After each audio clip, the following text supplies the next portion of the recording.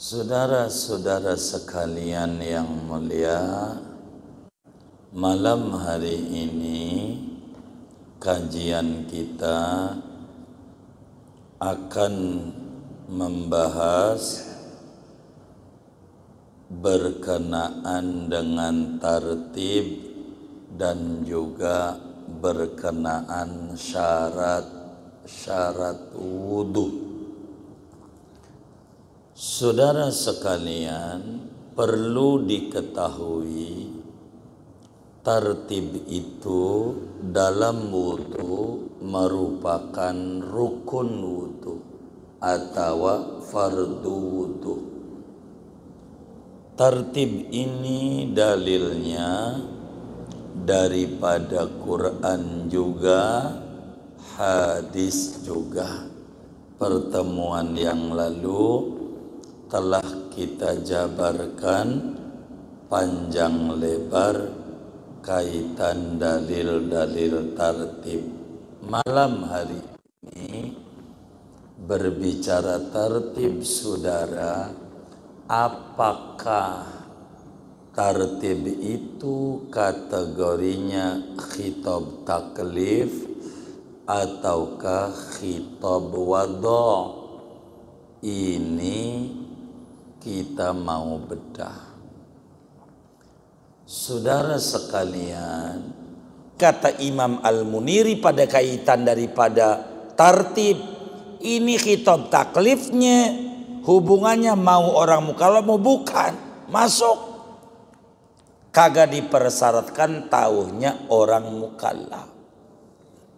Sehingga wajib hukumnya mengulang sholat yang badannya ada najis walaupun kagak tahu.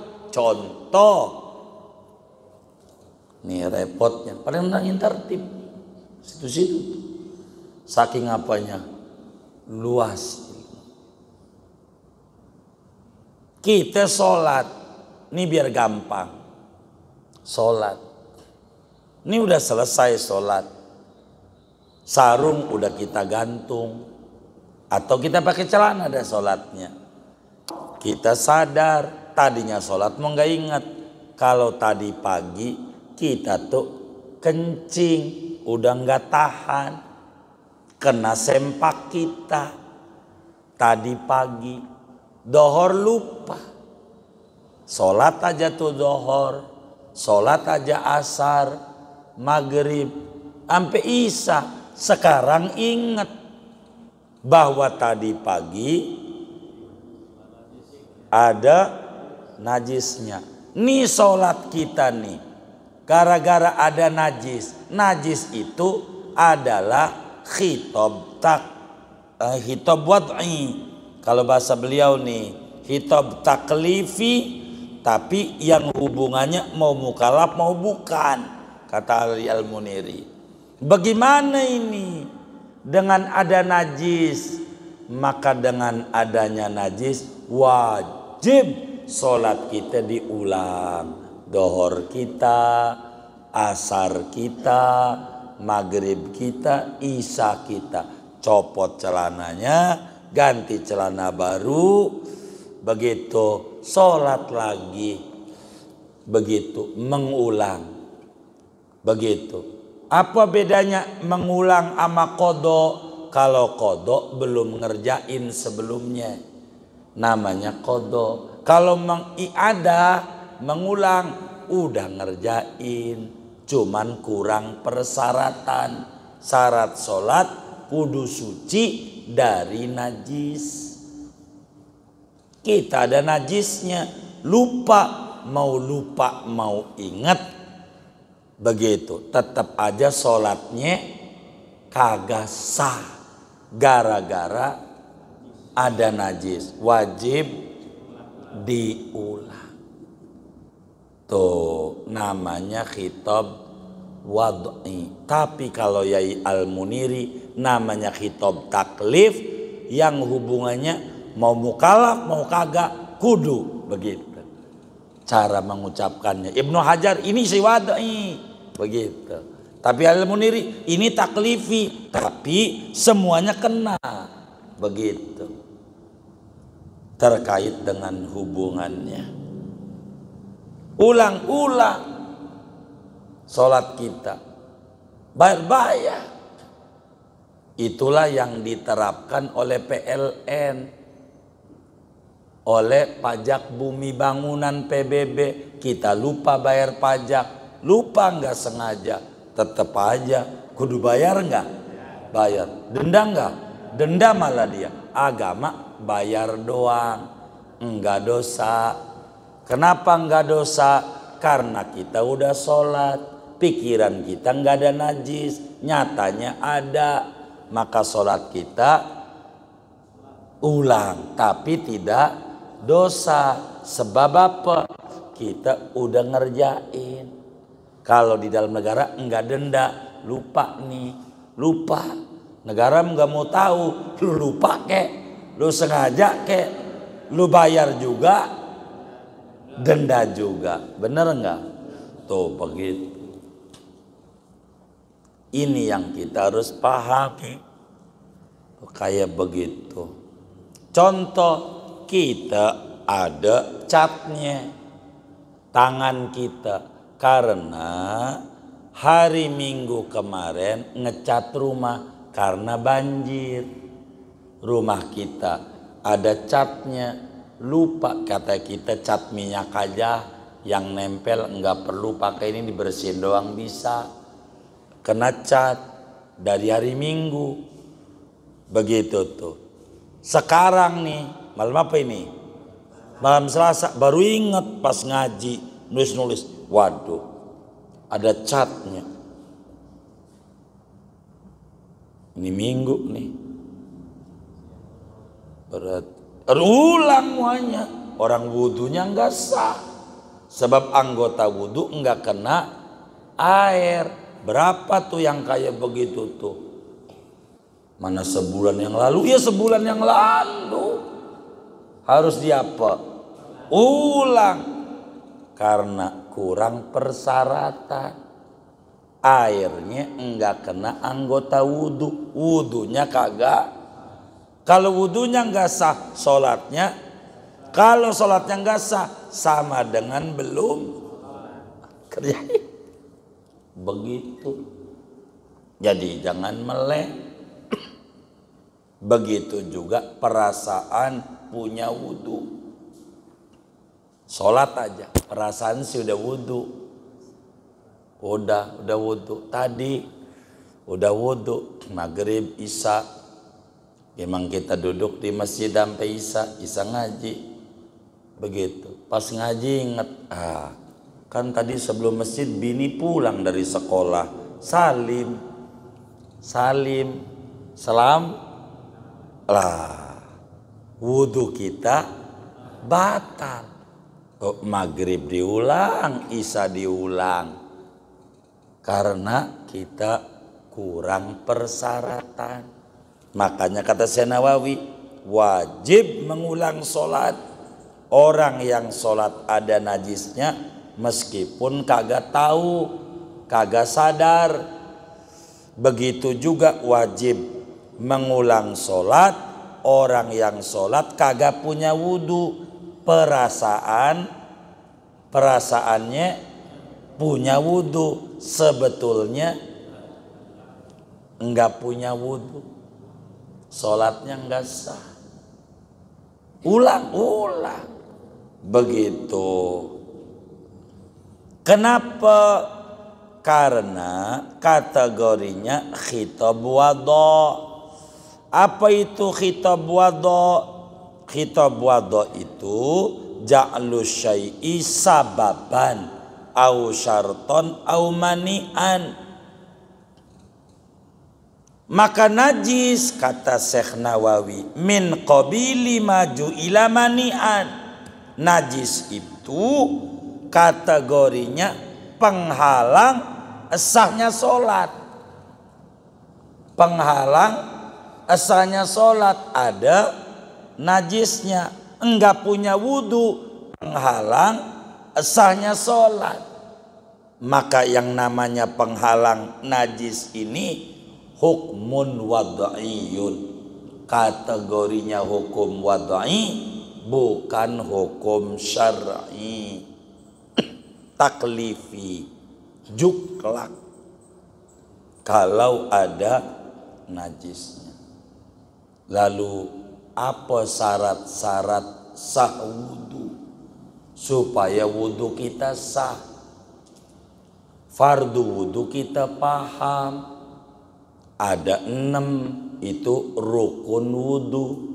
Sunnah wudu belum kita ngaji, makruh wudu belum kita ngaji, batal wudu belum kita ngaji, apalagi hal-hal yang haram gak punya wudu belum kita ngaji, syarat wudu belum kita ngaji. Ada berapa syarat-syarat sah wudu kita supaya kita paham hukum wad'i. Wudu nih syaratnya ada berapa? Kata Syekh Nawawi, tatimatu. Ini penyempurna uraian wudu. Kita udah paham definisi wudu pada kajian sebelumnya. Kita udah paham kapan mula disyariatkan wudu. Kita udah paham wudu ini khusus buat umatnya Nabi Muhammad kah atau ajaran dari dulu? Udah diurai pada kajian-kajian sebelumnya. Fardu wudu ada berapa? Apa-apa udah diurai sebelumnya. Maka masuklah tatimatun, penyempurna uraian syarat wudu ada berapa. Assalamualaikum warahmatullahi wabarakatuh.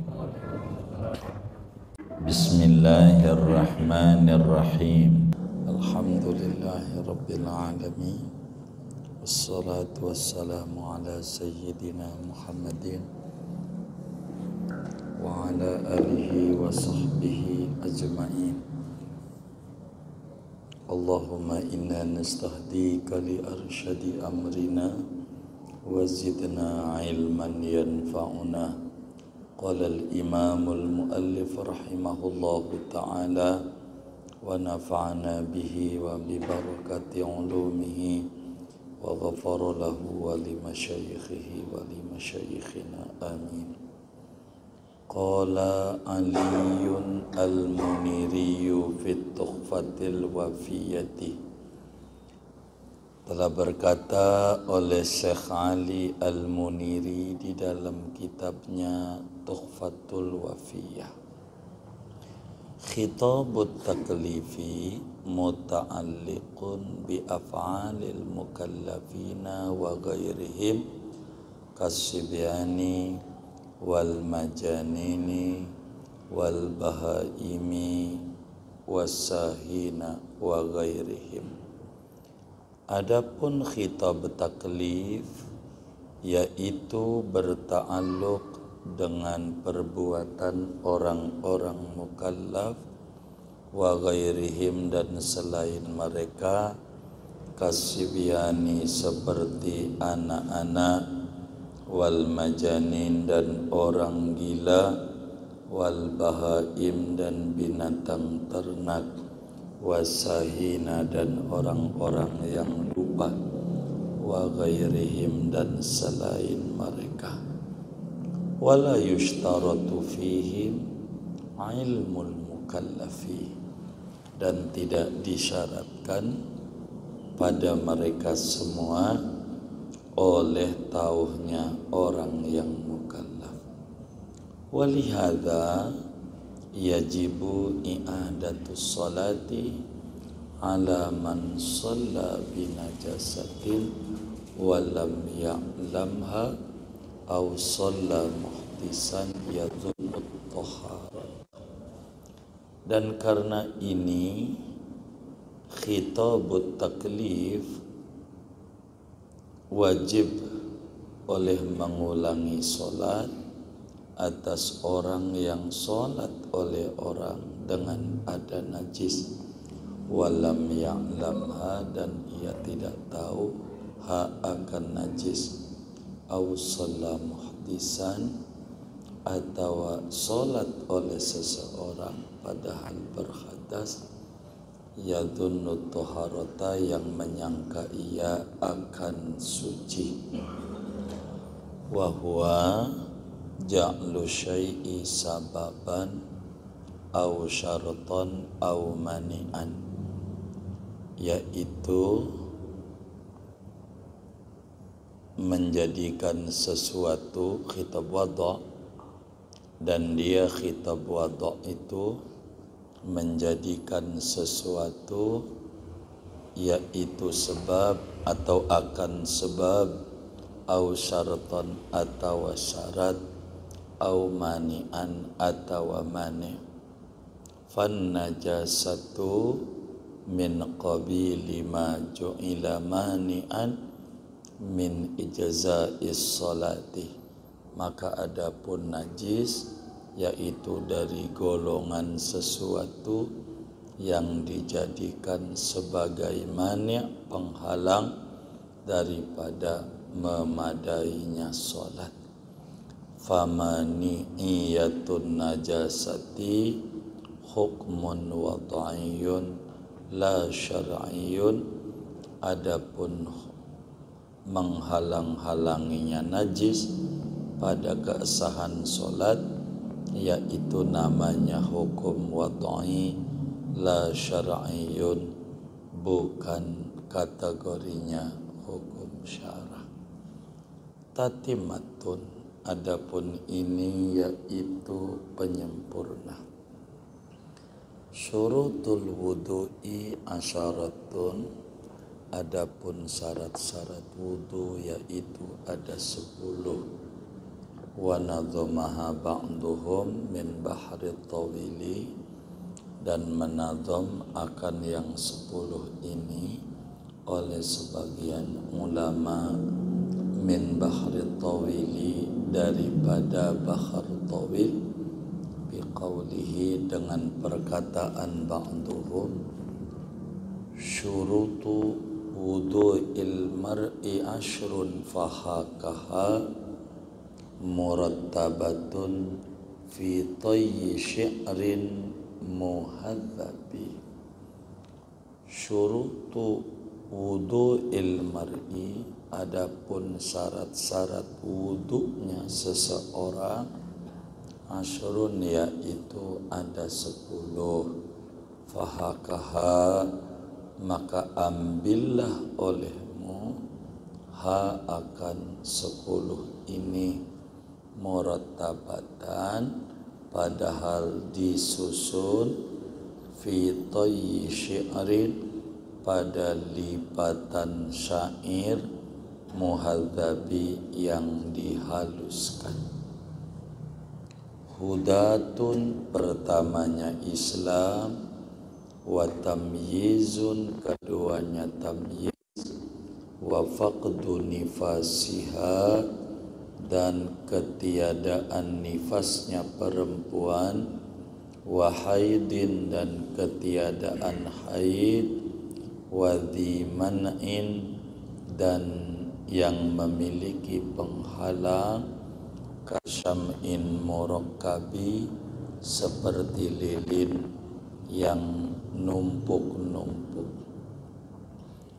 Wama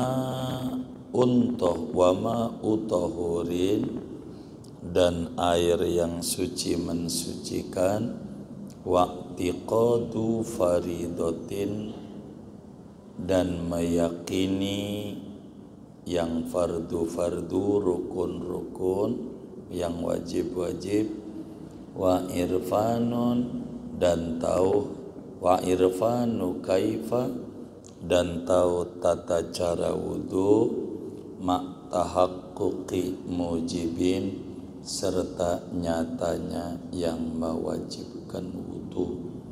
Kadzaka dukhulul waqti, seperti ini Islam yaitu masuk waktu, lakin khussada, tetapi dikhususkan ini masuk waktu, bidhi hadasin, dengan orang yang mempunyai hadas, qad dama yang sungguh kekal oleh hadas inda taqarrubi ketika berwudu mendekatkan diri kepada Allah. Saudara-saudara sekalian yang mulia, malam hari ini kajian kita akan membahas berkenaan dengan tartib dan juga berkenaan syarat wudu. Saudara sekalian, perlu diketahui tartib itu dalam wudu merupakan rukun wudu atau fardu wudu. Tartib ini dalilnya daripada Quran juga, hadis juga. Pertemuan yang lalu telah kita jabarkan panjang lebar kaitan dalil-dalil tartib. Malam hari ini berbicara tartib, saudara. Apakah tartib itu kategorinya khitab taklif ataukah khitab wada'?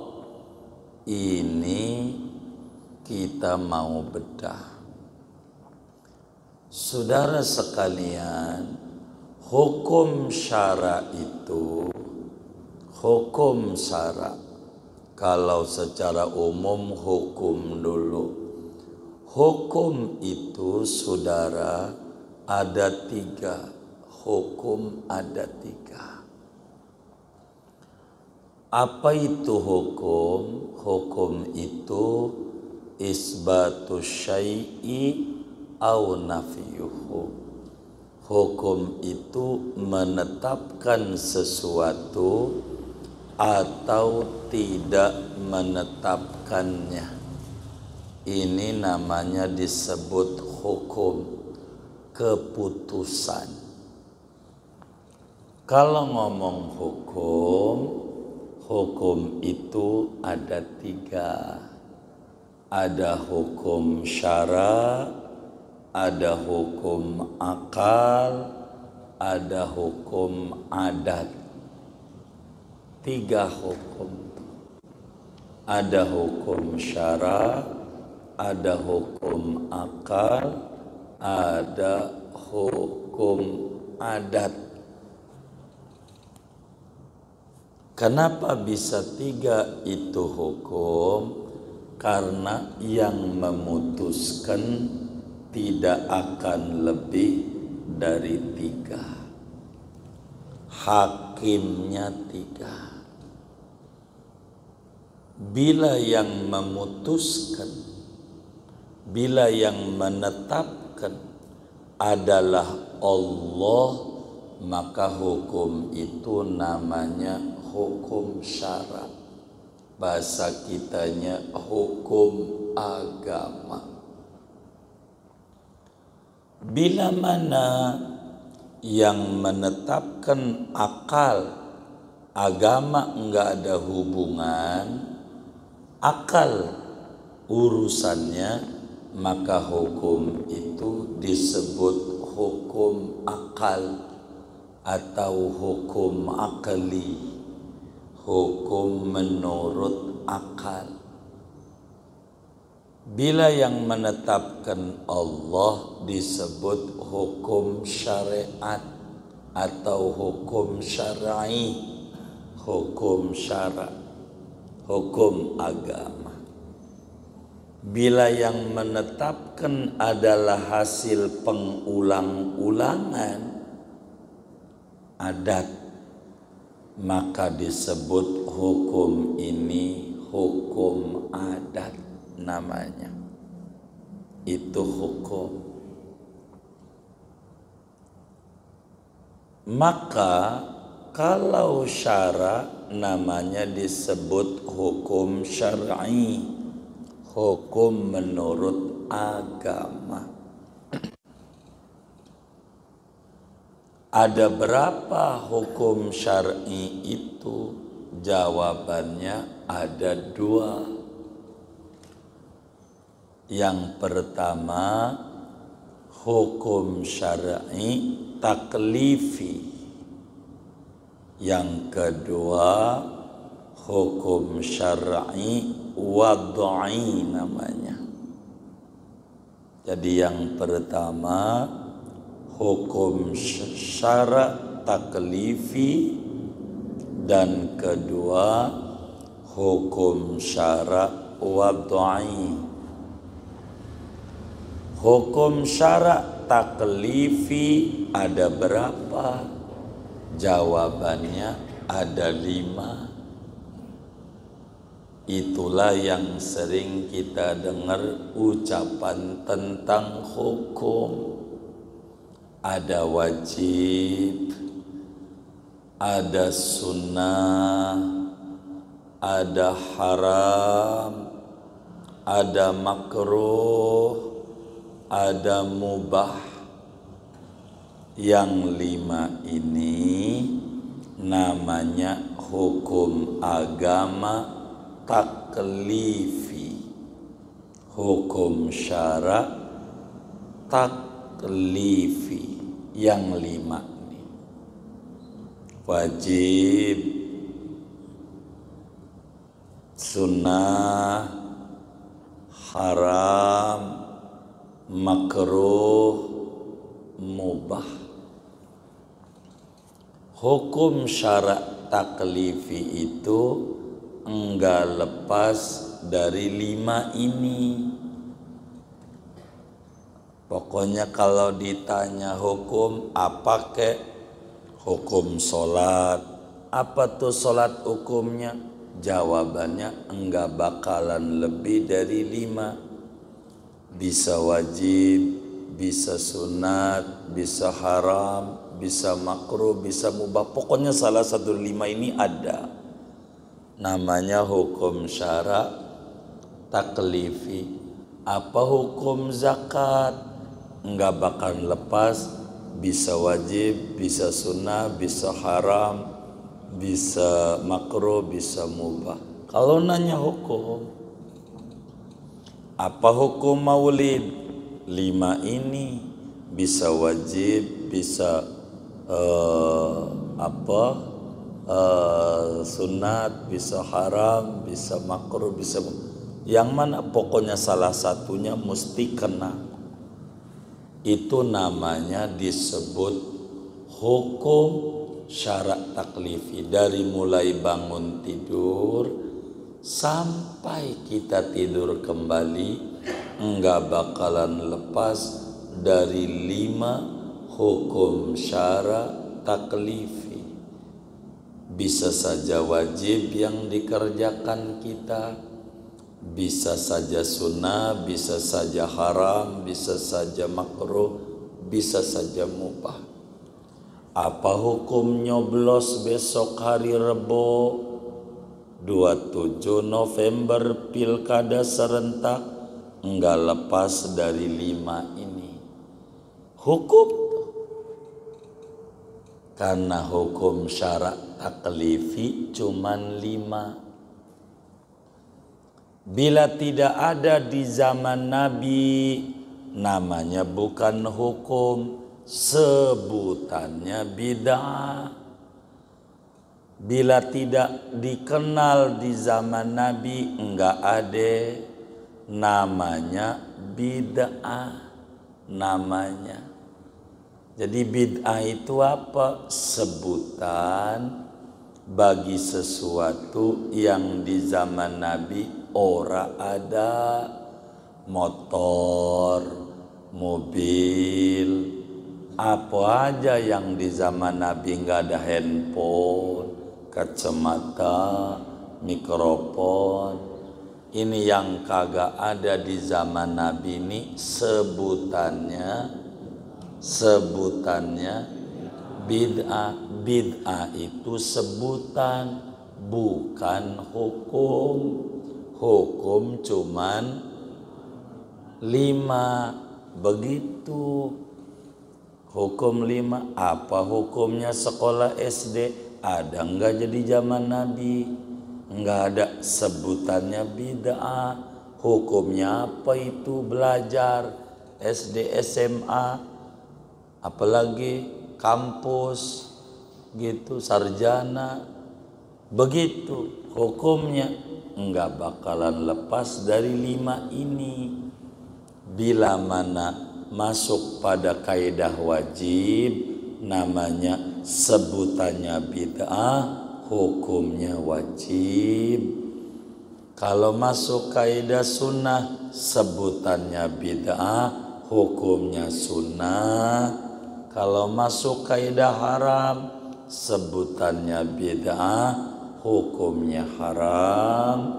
Kalau masuk kaidah makruh, sebutannya bid'ah, hukumnya makruh. Kalau masuk pada kaidah mubah, sebutannya bid'ah, hukumnya mubah. Begitu. Maka ada bid'ah wajib, bid'ah sunnah, bid'ah haram, bid'ah makruh, bid'ah mubah. Apa itu bid'ah mubah? Sebutannya bid'ah, hukumnya mubah. Begitu. Karena hukum ada 5. Disingkat sama orang yang masuk yang baik-baik wajib, sunnah disebutnya baik, hasanah. Begitu. Maka sebutan bid'ah hasanah. Apa itu hasanah? Isinya kagak nyimpang dari agama. Judulnya bid'ah. Isinya ajaran Nabi. Itulah bid'ah hasanah. Judulnya bid'ah, isinya ajaran agama. Bahasanya tidak menyimpang. Mana tuh nasi kucing gitu. Nasi kucing tuh namanya bid'ah hasanah. Judulnya bid'ah. Bid'ah tuh judulnya, isinya halal, isinya nasi. Begitu. Namanya bid'ah hasanah. Bikin kampus UI, UGM, Unpad, Budi Luhur, namanya bid'ah. Zaman Nabi kagak ada, sebutannya bid'ah, tapi isinya ajaran Nabi, disuruh menuntut begitu. Itu namanya bid'ah. Kalau mau pakai istilah hasanah. Begitu. Jadi bid'ah itu sebutan, bukan hukum. Orang kata maulid hukumnya bid'ah, kagak ngerti. Bid'ah mau bukan hukum, sebutan. Begitu. Pala enggak ada rambutnya, sebutannya botak. Nyari botaknya orang nemu. Karena sebutan doang. Mana botaknya? Nih kepala. Nih wajah. Botak. Nih pala. Botak paham. Di mana pala orang ada rambutnya, sebutannya botak. Bid'ah itu sebutan. Zaman Nabi sholat taraweh kagak ada kotak amal. Boleh cari hadisnya. Tuh masjid-masjid pakai kotak amal, namanya neraka. Ya kagak begitu. Oh, masuk neraka semua, bukan isinya orang sodako bagus. Islam tuh nggak kaku. Tapi saya tidak ke situ nih ngaji nih sebetulnya. Ngomongin tertib. Karena hukum syarak tuh ada dua. Ada hukum syarak taklifi yang isinya ada 5. Wajib, sunnah, haram, makruh, mubah. Kedua, hukum syarak wad'i. Apa tuh hukum syarak wad'i? Hukum syarak wad'i itu juklak, petunjuk pelaksanaan daripada hukum syarak taklifi. Juklaknya tuh namanya hukum syarak wad'i namanya. Begitu. Isinya ada 3 syarat, ada namanya sebab, ada namanya mani', penghalang, mani'. Contoh secara umum dulu biar ngerti. Sholat 5 waktu kategorinya hukum syarak taklifi. Sholat 5 waktu ini hukumnya sunat. Sholat 5 waktu hukumnya wajib. Kenapa hukumnya wajib? Sholat 5 waktu kategorinya hukum syarak taklifi. Hukum syarak taklifi. Makanya sholat 5 waktu ini wajib. Wajib dikerjakan. Tapi untuk menuju mengerjakannya perlu juklak, petunjuk pelaksanaannya. Itulah ada syarat sholat, ada sebab, ada mani'. Contoh, orang sholat kudu wudu. Salah satunya wudu tuh namanya syarat sholat. Wudu ini hukum syarak tapi bukan taklifi, hukum syarak wad'i. Sebab ini petunjuk pelaksanaan menuju sholat. Kudu ada syarat. Udah wudu enggak cukup, kudu ada sebab. Begitu. Dohor, kapan dohor? Sebab apa jadi dohor? Sebab matahari gelincir dari tengah langit ke arah barat. Maka dengan matahari gelincir ke arah barat namanya sebab mengerjakan zuhur. Kalau jam 11 kita orang di Kereo, jam 10 di Kereo sholat dohor, kagak sah, kan wajib sholat dohor. Ada juklaknya, kudu ada sebab, gelincir dulu matahari. Belum gelincir jam 10 kagak jadi karena enggak ada sebabnya. Maka yang namanya gelincir matahari sebab masuknya waktu zuhur. Umpama ngambil contoh sebab. Ketiga ada mani', penghalang. Begitu. Sekarang berbicara emen enggak? Dohor ada.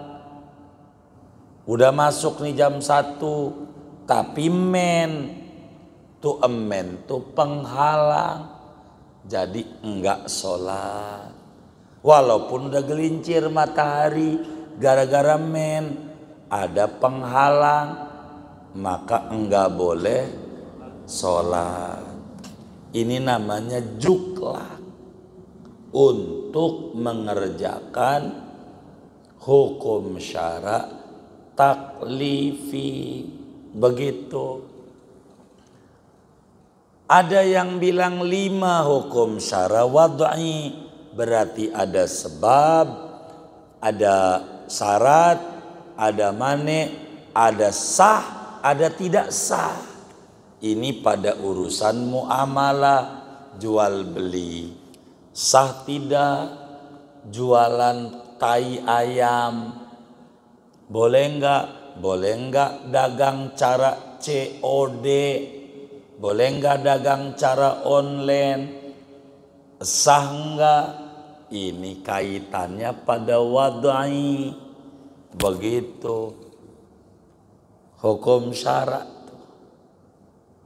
Cuman timbul pertanyaan, inilah ngaji malam hari ini. Apakah tartib ini kaitannya pada hukum syara wad'i, apakah hukum syara taklifi? Begitu kajian malam hari ini.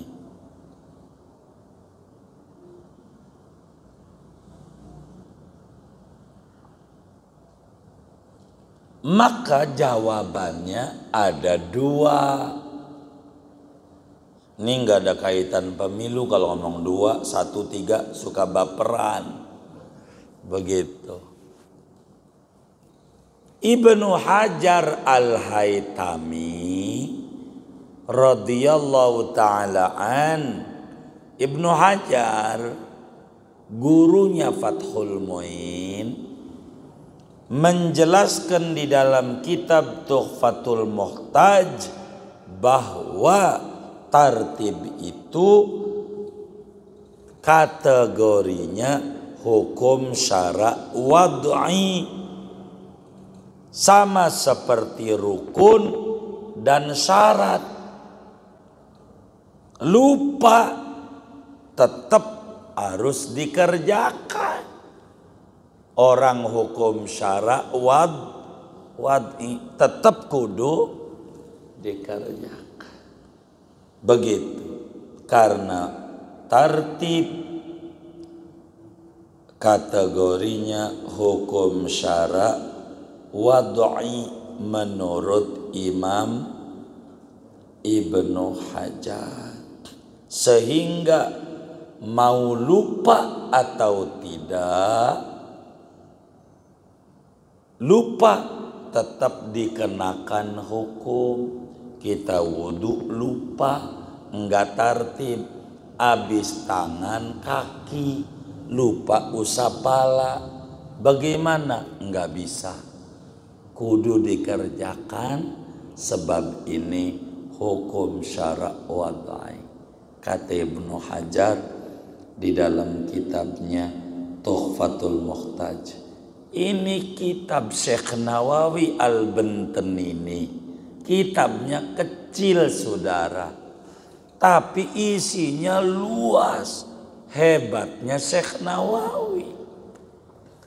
Padahal kitab ini kecil banget, tapi neranginnya Syekh Nawawi kesono-sono. Saking melautnya ilmunya Syekh Nawawi Al-Bantani. Padahal ngomong tertib aja, ampe kesana kemari. Ini tertib hukum wad'i apa hukum taklifi syara'nya, ampe ke situ-situ. Yang kita aja enggak kepikiran pengen ke situ-situ, tapi kalau ditanya melotot, apa itu wad'i, apa itu taklifi, gua aja ora tahu, baru numben gua tahu. Begitu, saking luasnya ilmunya Sidi Syekh Nawawi Al-Bantani. Ibnu Hajar kata beliau dalam kitab Tuhfatul Muhtaj, kategorinya hukum wad'i, khitab wad'i bahasa beliau. Namun, nah ini mulai ngaji nih malam hari ini. Kita mau masuk. Kalau kita langsung jebul begitu, Anda puyeng. Saya harus mengurut dulu. Kalau apa aja kalau diurut ketemu. Begitu diurut, begitu biar gampang. Orang mau nyalon RT aja diurut. Lo ini engkong nyatu sama gua, maksudnya pengen dipilih, biar ngerti. Begitu. Kalau kita bukan biar dipilih, biar ngerti. Saya harus bikin konstruksi pembangunan terkait uraian yang Syekh sampaikan supaya ngerti. Dan ajaibnya Syekh Nawawi Al-Bantani ini ajibnya ini. Walaupun kitabnya fikih, kitab yang dikarang beliau banyak fikih. Ada Tausih, ada Nihayatuz Zain, ada Thimarul Yani'ah, dan masih sabrek. Termasuk kitab kita ngomongin wudu, tertib aja. Buddha kagak ada yang sama bahasanya. Padahal tujuannya sama. Saking hebatnya. Enggak kayak kita. Mau ceramah di sono isinya itu lagi. Emang bisanya itu kita. Begitu. Syekh Nawawi di kitab apa aja beda-beda uraiannya. Saking hebatnya dan kuatnya daya ingat. Enggak ada yang sama uraiannya. Hatta kitab yang namanya Tafsir Munir, Mirakhul Labid, ini kitab tafsir terhebat. Ulama menjuluki Syekh Nawawi, tokoh-tokoh besar Al-Azhar, Sayyidu Ulama Il-Hijaz, rajanya kiai Mekah Madinah di zamannya. Orang mana? Orang Indonesia. Hebat nggak tuh orang Indonesia? Kayak begitu tuh. Orang Indonesia dari Banten, Syekh Nawawi. Kenapa? Bikin kitab tafsir, referensinya banyak. Mirakhul Labid itu makna lainnya al-maraji al-katsira. Referensinya banyak kitab ini, tapi dirujuk dalam berbagai kitab-kitab rujukannya enggak sama redaksinya. Enggak copy paste, tapi punya bahasa sendiri. Enggak dari sono comot pindahin di sini. Ini kerjaan orang bikin skripsi, tesis, HT disertasi. Comot-comot. Saya enggak diolah bahasa dia. Hebatnya Syekh. Kalau mau neliti Syekh Nawawi, ini luar biasa. Kitab ini ngomongnya begini, kitab ini ngomongnya begini, kitab ini ngomongnya begini. Padahal materinya itu saking luasnya. Ibarat kita ke Al-Makmur, hari ini jalan lewat Ciledug Raya, besok lewat situ tuh. Kan ada sebutannya juga tuh dari Deplus itu tuh dalam tuh. Kan bisa lewat sono. Ada yang tahu lewat gang juga dalam. Rumahnya Lutfi itu bisa saja. Kalau tahu. Saking luasnya pengetahuan saya dalam satu materi, paparannya nggak sama. Kagum kita sama Syekh Nawawi, ilmunya sampai kayak begitu nggak sama itu. Padahal kitabnya fikih-fikih juga, babnya wudu-wudu juga, nggak sama. Hebatnya itu Syekh, dan punya bahasa dia nggak sama. Kalau bahasa orang di sononya ngomong maling jadi pencuri, begitu padanannya. Enggak murni jiplak tulisannya, ibarat kata bahasa dan mudah dicerna. Ini hebatnya Syekh. Kitab ini kecil, Bahjatul Wasail kecil, tapi dalam banget. Maka saya dari awal diminta mau Ustaz apa itu ahfaz itu, begitu. Ini ngaji mau pengen cepet tamat apa pengen ngerti? Kita tanya. Kalau pengen cepet tamat saya mau kebut nih biar bacanya akhir aja walhamdulillah alamin. Tapi kalau pengen ngerti isinya kitab Syekh Nawawi, ya jangan harap buru-buru tamat. Bisa dua kemungkinan. Bisa kita udah tamat, kita belum. Begitu. Guru kita, ketua umum kita, Ustadz Amin, Allah yarham. Udah tamat duluan, kita belum tamat. Kita juga bisa begitu ini. Bisa saja kita tamat, kita belum tamat. Begitu harapan kita, moga-moga Allah enggak cabut dulu nyawa kita sebelum kitab ini khatam.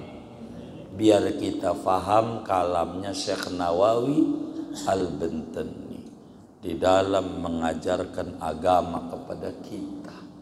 Begitu.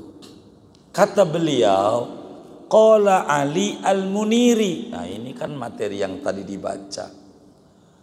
Menurut Syekh Ali Al-Muniri di dalam kitabnya At-Tuhfatul Wafiyah, ini kategorinya khitab taklif. Khitab taklif. Begitu. Apa itu khitab taklif?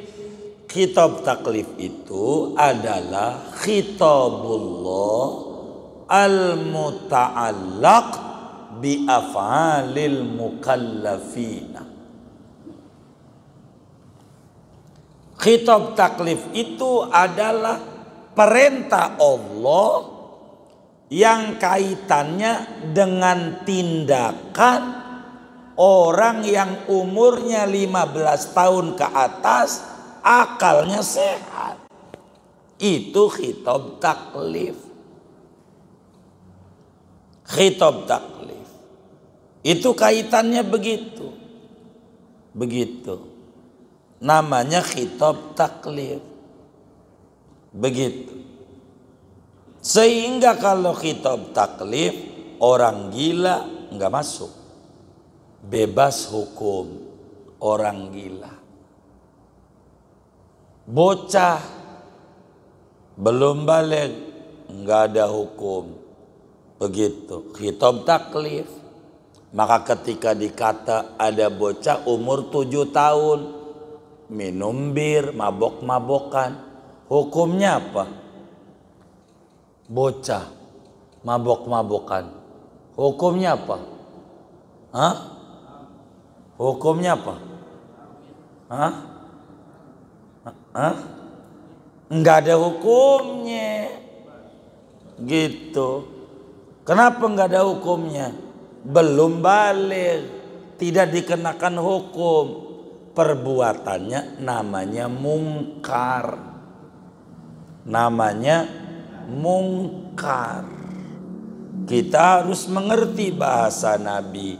Man ro'a minkum mungkaron. Siapa yang lihat kemaksiatan, yo salah ngartiin begitu. Enggak paham bahasa Nabi.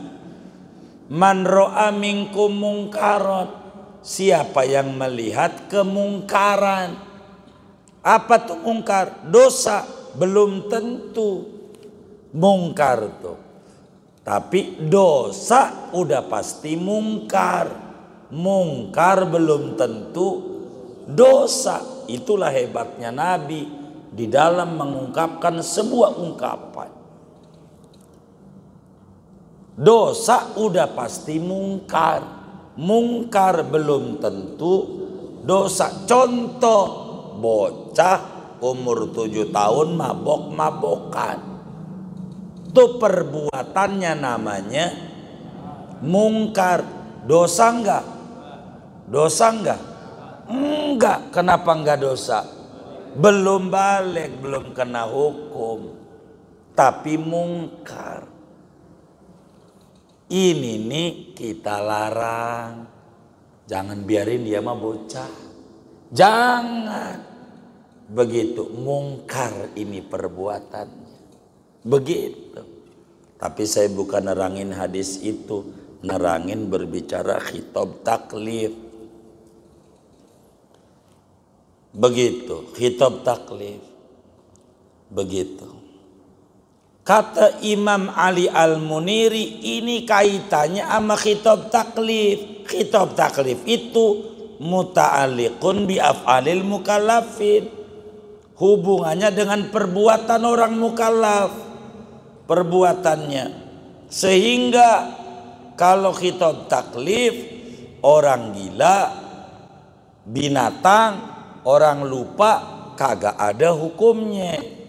Orang lupa, jangan ditanya handphone saya di mana ya, begitu. Tadinya di mana, jangan ditanya tadi di mana, orang ya lupa.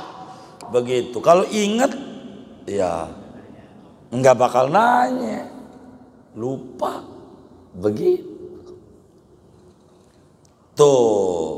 Tapi kata Imam Al-Muniri pada kaitan daripada tartib, ini khitab taklifnya hubungannya mau orang mukallaf mau bukan, masuk. Kagak dipersyaratkan tauhnya orang mukallaf. Sehingga wajib hukumnya mengulang sholat yang badannya ada najis walaupun kagak tahu. Contoh, nih repotnya, pada menangin tertib situ-situ, saking apanya luas. Kita sholat, nih biar gampang, sholat, ini udah selesai sholat, sarung udah kita gantung, atau kita pakai celana ada sholatnya, kita sadar. Tadinya sholat mau nggak ingat. Kalau tadi pagi kita tuh kencing, udah nggak tahan, kena sempak kita. Tadi pagi, dohor lupa. Sholat aja tuh dohor, sholat aja asar, maghrib, sampai isya. Sekarang ingat bahwa tadi pagi ada najisnya. Nih sholat kita nih gara-gara ada najis. Najis itu adalah khitab wad'i. Kalau bahasa beliau nih khitab taklifi, tapi yang hubungannya mau mukallaf mau bukan, kata Ali Al-Muniri. Bagaimana ini dengan ada najis? Maka dengan adanya najis wajib sholat kita diulang. Dohor kita, asar kita, maghrib kita, isya kita. Copot celananya, ganti celana baru. Begitu sholat lagi. Begitu mengulang. Begitu. Apa bedanya mengulang sama qodho? Kalau qodho belum ngerjain sebelumnya, namanya qodho. Kalau mengiadah, mengulang, udah ngerjain, cuman kurang persyaratan. Syarat sholat kudu suci dari najis.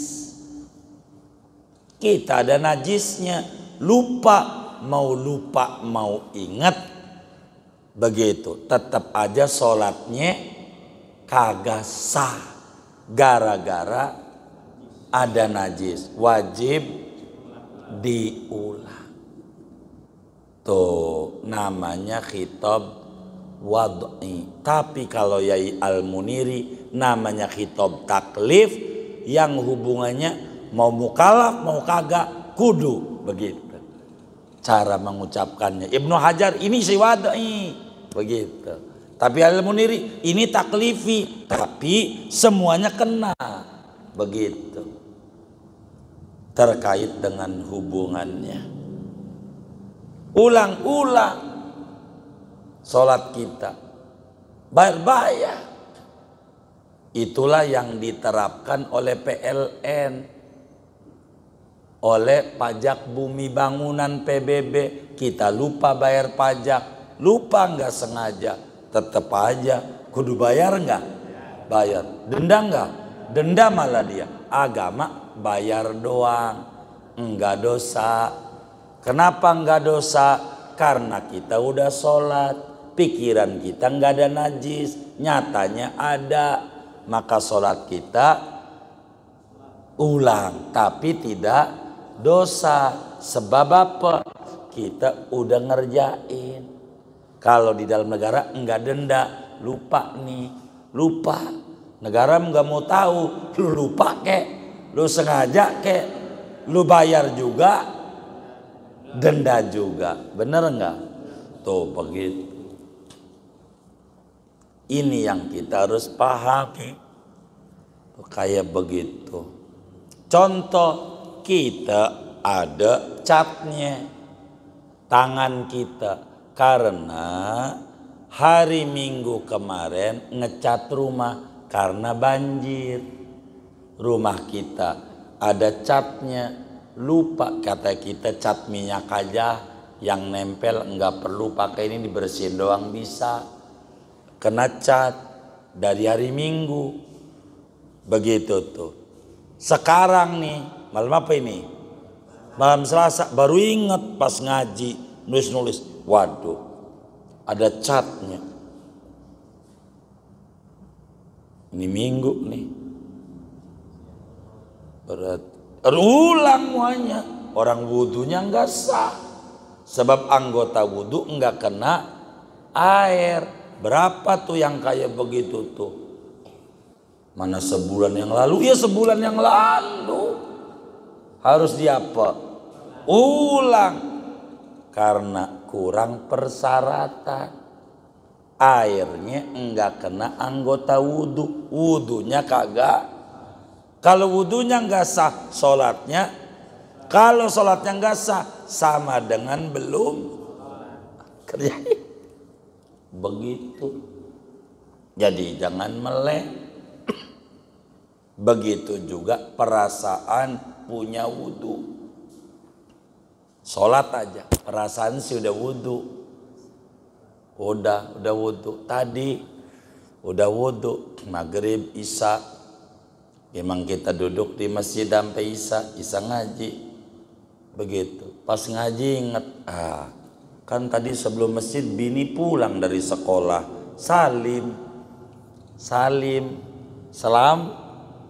Lah, wudhu kita batal.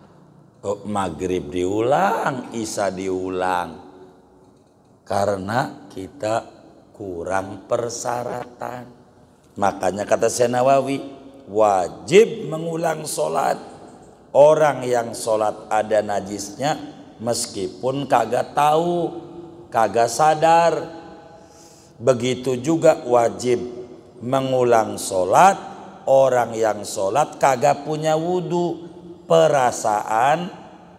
perasaannya punya wudhu, sebetulnya enggak punya wudhu, sholatnya enggak sah. Ulang begitu. Kenapa? Karena kategorinya khitab wadha. Apa itu khitab wadha? Khitab wadha itu ja'lu syai'i sababan au syarton au mani'an. Maka najis, kata Syekh Nawawi, min qabili maju ila mani'an. Najis itu kategorinya penghalang sahnya sholat. Penghalang sahnya sholat, ada najisnya, enggak punya wudhu, penghalang sahnya sholat.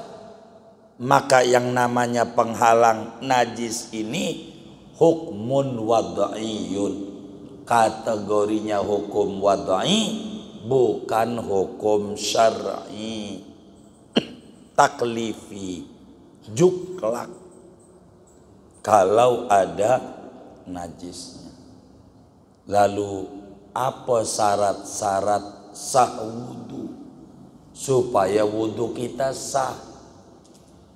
Fardu wudhu kita paham, ada 6, itu rukun wudhu.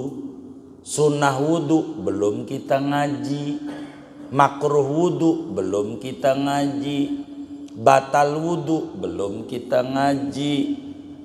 Apalagi hal-hal yang haram gak punya wudu, belum kita ngaji. Syarat wudu, belum kita ngaji. Ada berapa syarat-syarat sah wudu kita, supaya kita paham hukum wad'i.